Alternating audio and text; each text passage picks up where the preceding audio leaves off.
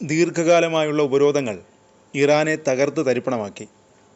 ആണവ പദ്ധതികളുടെ പേരിൽ UN രക്ഷാ കൗൺസിൽ വീണ്ടും ഇറാനുമേൽ ഉപരോധം ഏർപ്പെടുത്തിയത് വലിയ പ്രഹരമായി മാറി.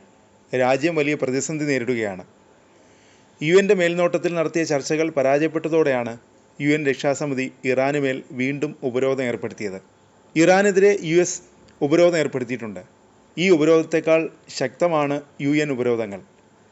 അതിനിടെ ഒരു റിപ്പോർട്ട് വരുന്നു. പാശ്ചാത്യ രാജ്യങ്ങളുടെ ഉപരോധത്തെ മറികടക്കാൻ ശ്രമം നടത്തുകയാണ് ഇറാനും റഷ്യയും. പുതിയ പദ്ധതിയുമായി ഇരു രാജ്യങ്ങളും മുന്നോട്ട് പോകുന്നു. റാഷ്ത് മുതൽ അസ്താര വരെയുള്ള 162 കിലോമീറ്റർ റെയിൽവേ ലൈൻ പദ്ധതിക്ക് രൂപം നൽകുകയാണ് ഇരു രാജ്യങ്ങളും. റഷ്യ, അസർബൈജാൻ, ഇറാൻ എന്നീ രാജ്യങ്ങളിലെ നിലവിലുള്ള റെയിൽവേകളെ ബന്ധിപ്പിക്കുന്ന ഒരു ഗതാഗത ഇടനാഴിയാണ് അസ്താര റാഷ്ത് കാസ്വിൻ ഇടനാഴി. ഇൻ്റർനാഷണൽ നോർത്ത് സൗത്ത് ട്രാൻസ്പോർട്ട് കോറിഡോറിൻ്റെ ചട്ടക്കൂടിനുള്ളിലാണ് ഈ പദ്ധതി നടപ്പിലാക്കുന്നത്.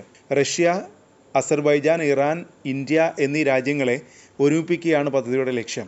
ഏകദേശം 1.6 ബില്യൺ യൂറോ ചെലവിലാണ് റെയിൽവേ ലൈൻ നിർമ്മിക്കുന്നത്. റെയിൽവേ ലൈന് റഷ്യയാണ് പ്രധാനമായും ധനസഹായം നൽകുന്നത്. റഷ്യൻ എഞ്ചിനീയർമാരാണ് ഈ പദ്ധതി നിർമ്മിക്കുന്നത്. 2025 ജനുവരിയിൽ ഒപ്പുവെച്ച 20 വർഷത്തെ സമഗ്ര തന്ത്രപരമായ പങ്കാളിത്ത ഉടമ്പടിയുടെ ഭാഗമായാണ് ഈ റെയിൽവേ ലൈൻ. ഈ ഇടനാഴി ഇരു രാജ്യങ്ങളുടെ സാമ്പത്തിക മേഖലയിൽ വലിയ മാറ്റങ്ങൾക്ക് വഴിയൊരുക്കുമെന്നാണ് വിലയിരുത്തൽ. പദ്ധതി പൂർത്തിയാക്കുമ്പോൾ പ്രതിവർഷം എണ്ണ, വാതകം, ഉരുക്ക്, ഭക്ഷണം, യന്ത്രങ്ങൾ ഉൾപ്പെടെ 20 ദശലക്ഷം ടൺ വരെ ചരക്ക് ഇതിലൂടെ കൊണ്ടുപോകാൻ സാധിക്കും. US-നോ മറ്റ് യൂറോപ്യൻ രാജ്യങ്ങൾക്കോ ഇവിടെ യാതൊരു ഇടപെടലും നടത്താൻ കഴിയില്ല. അമേരിക്കയും യൂറോപ്യൻ യൂണിയനും ഏർപ്പെടുത്തിയ ഉപരോധങ്ങളും സാമ്പത്തിക ഒറ്റപ്പെടുത്തലുകളും തരണം ചെയ്യാനാണ് ഇറാനും റഷ്യയും ഈ പദ്ധതിയുമായി മുന്നോട്ട് പോകുന്നത്. ആണവ പദ്ധതികളുടെ പേരിലാണ് ഇറാനുമേൽ ഉപരോധം ഏർപ്പെടുത്തിയതെങ്കിൽ യുക്രൈനെതിരായ യുദ്ധമാണ് റഷ്യയ്ക്ക് തിരിച്ചടിയായത്. റെയിൽവേ ലൈൻ യാഥാർത്ഥ്യമായാൽ US കനാലിനെ ആശ്രയിക്കുന്നത് കുറയ്ക്കാം. ഇത് ഉപരോധം മറികടന്ന് വ്യാപാരം നടത്താൻ സഹായിക്കും. സുയസ് കനാലിനെ ഒഴിവാക്കി ഈ റെയിൽപാത വഴി ചരക്ക് നീക്കം നടത്തുമ്പോൾ 18 മുതൽ 20 ദിവസം വരെ ലാഭിക്കാനാകും. ചരക്ക് നീക്ക ചെലവ് 30 മുതൽ 40% കുറയുകയും ചെയ്യും.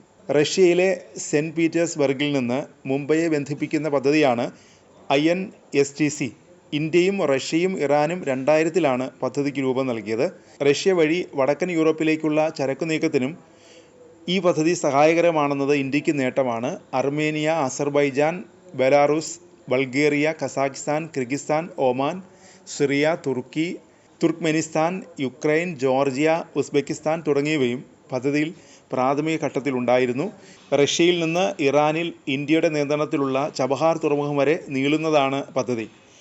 ഇതിൽ ഇതുവരെ ഇല്ലായിരുന്ന പുതിയ പാതയാണ് ഇപ്പോൾ റഷ്യയും ഇറാനും ആലോചിക്കുന്നത്. റെയിൽവേക്കൊപ്പം കടലിൽ ഫെറി മുഖേനയാണ് ചരക്കു നീക്കം. ഇറാനിലെ ചബഹാർ, ബന്ദർ അബ്ബാസ് എന്നിവയും റഷ്യയിലെ 2 തുറമുഖങ്ങളും ബന്ധിപ്പിക്കുന്നതാണ് INSTC പദ്ധതി.